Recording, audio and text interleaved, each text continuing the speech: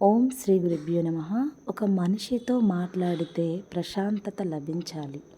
ఆ మనిషి కనిపిస్తే ఎంత బాధతో ఉన్నా సరే మనసైనా తేలికైపోవాలి. ఆ మనిషి చెప్పే విషయాలు వింటూ ఉంటే కూడా అజ్ఞానం తొలగిపోవాలి. అలాంటి వ్యక్తే మీ నిజమైన ఆత్మ బంధువు. అలాంటి వారిని గుర్తుపట్టండి.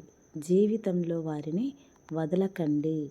ఎందుకంటే మనకున్నటువంటి సమస్యలు, విషయాలు ఏదైనా సరే ఎవరికో చెప్పుకుంటే పోతాయి అని అనుకుంటారు. వాస్తవానికి అలాంటిది ఏమీ జరగదు. కొంతమందిని చూస్తే మీకున్నటువంటి అన్నీ కూడా మర్చిపోయి తెగ ఆనందంతో, ఎంతో మానసిక ప్రశాంతతతో మనకు ఎవరికి వారు అనుభవం చెందుతుంటారు. మరి అలాంటి వాళ్ళను గుర్తించండి. జై గురుదేవ.